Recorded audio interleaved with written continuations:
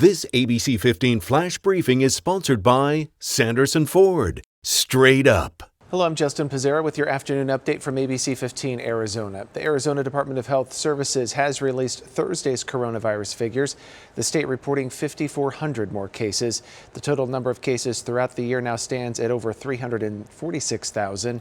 The state also reporting an additional 82 deaths because of complications from COVID-19.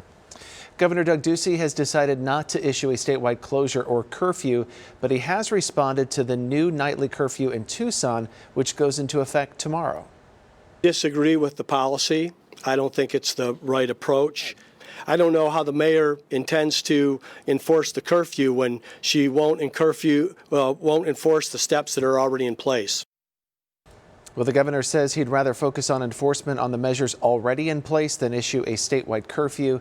The Tucson curfew runs for 3 weeks from 10 o'clock at night to 5 o'clock in the morning.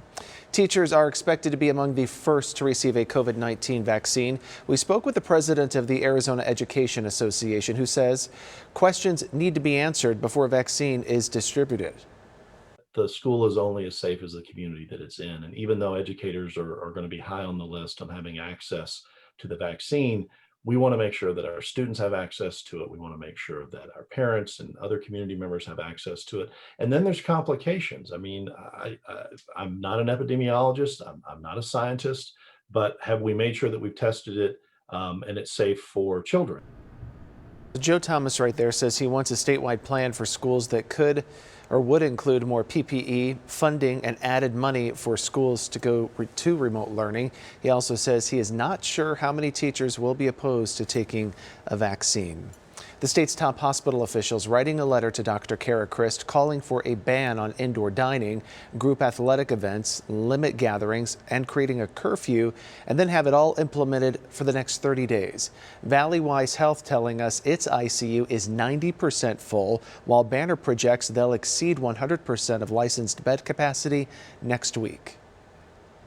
The model also predicts that in about 2 weeks, hospitals will be full. So if things continue to trend the way they are, that will likely be the case.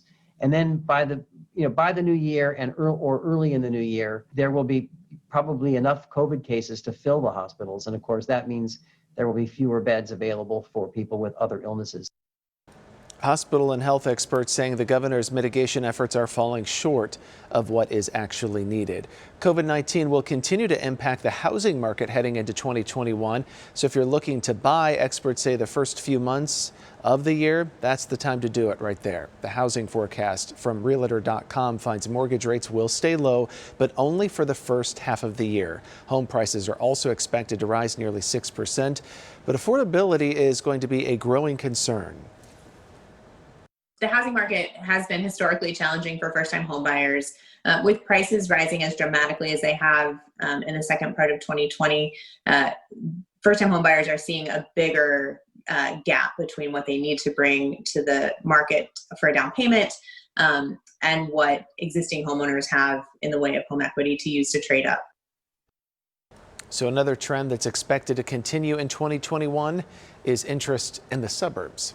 Transforming lives through employment, that is the slogan behind one Arizona organization that is helping people return to the workforce and become self-sufficient, productive members of our community again. Over the years, St. Joseph the Worker has helped put 30,000 people back to work. Jeff Mylander came across the organization.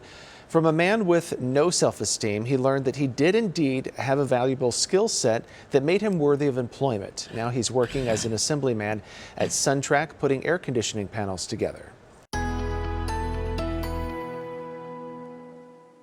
Time now for that most accurate forecast. I'm meteorologist Iris Hermosillo. Look for more breezes through the morning hours, especially here in the valley and in southern Arizona, where we'll see the strongest winds today, gusting at times near 30 miles an hour. For the Phoenix area, look for gusts at times near 20 to 25 miles an hour through the morning. Then those winds lighten up this afternoon and this evening. Temperature-wise, another cool day, and it's going to be a little cooler than it was yesterday with a high of 67 for Phoenix. Up to our north, temperatures will reach the 40s to 50s in spots like Kingman and Flagstaff, 52 for a high today in Payson. The Then tonight is getting colder, and we're talking some of the coldest temperatures of the season so far, with some freeze warnings just south of the Phoenix area across Pinal County. You'll also notice those freeze warnings tonight in western Arizona, spots like Parker and Quartzsite. Temperatures in these areas under freeze alerts will be cooling into the low 30s by tomorrow morning. For Phoenix, a low of 40 degrees, but we're going to see a lot of 30s across the rest of the Phoenix metro area. So cold start to your Friday, 60s again tomorrow. We'll have another update tonight. Until then, get the latest news, weather, and traffic at abc15.com or by downloading the free ABC15 mobile app.